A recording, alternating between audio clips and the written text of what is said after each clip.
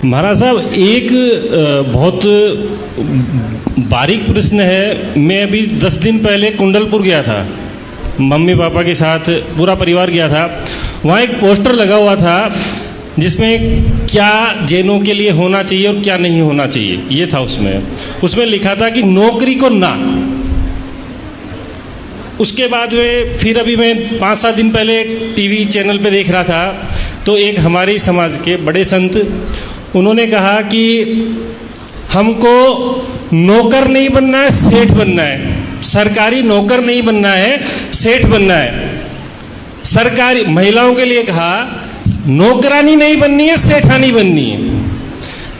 उसके बाद में उससे पहले घटना एक थोड़ा सा संक्षेप से, बहुत सारे लोग हैं। उससे पहले एक घटना और हुई। अभी थोड़े दिन पहले श्रावक संस्कार शिविर लगा था, तो उसका समापन भी हुआ था। तो उस दिन भी एक बात आई कि हमको हमारे बच्चों को सरकारी नौकरी की अपेक्षा दूसरी जगह जाना चाहिए।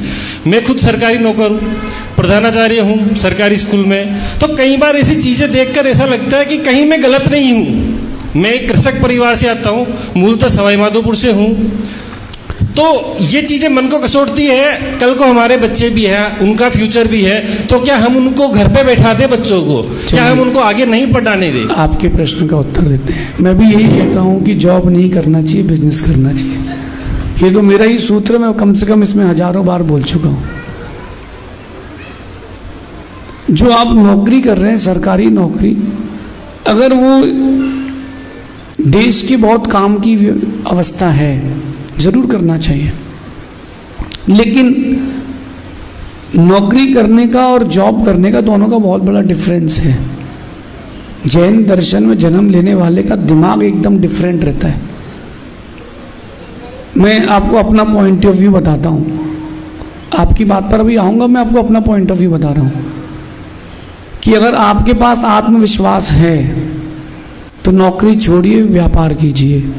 और अगर आपके पास आत्मविश्वास नहीं है तो दूसरों पर विश्वास जमा के नौकरी कीजिए। अपना अपना सबका क्षोभसम है निजी। हम ये नहीं बोल सकते कि किसके हाथ में नौकरी और किसके हाथ में नहीं है। एक ने मुझसे पूछा कौन सा बिजनेस करना चाहिए। मैंने कहा जिसमें पैसा कमा सकते हो सारे बिजनेस कर सकते हो। नहीं बोले हमारे हाथ में कौन सा है। तुम्हारे हाथ में कोई बिजनेस नहीं है। आप जो चाहो पैसा कमा सकते हो, बस पुरुषार्थ करो। रही बात आपके प्रश्न की, हर चीज को अपने ऊपर कभी नहीं लेना चाहिए। मैं आपकी बात पर आ रहा हूं। लगता है वो चीजें, फिर कई बार लगता है कि क्या होगा। मैं आपसे पूछ रहा हूं आपके बच्चे का फ्यूचर क्या होगा। एक अगर दुकानदार है तो कम से कम एक दुकान तो देके जा रहा है। आप पैसा दे दोगे उसको, घर दे दोगे, उसके लिए बेस क्या दोगे।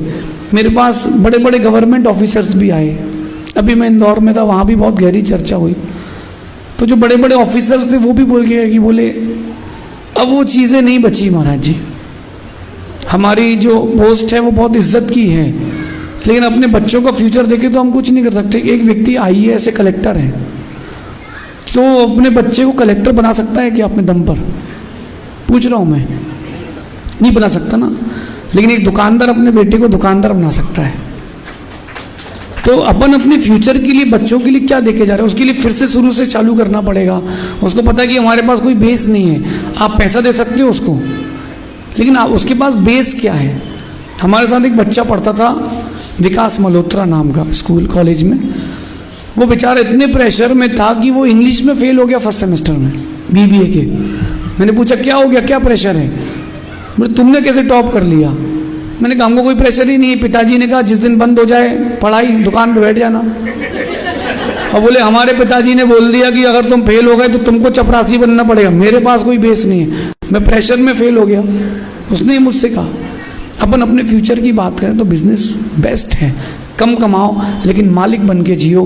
मैं कह रहा हूँ अगर कोई 3 लाख भी कमाता है महीने के तो वो नौकर ही है। बुरा नहीं मानना, क्षमा करना। 3 लाख भी कमाए तो वो नौकर है, और 30,000 भी कमाए तो वो मालिक है।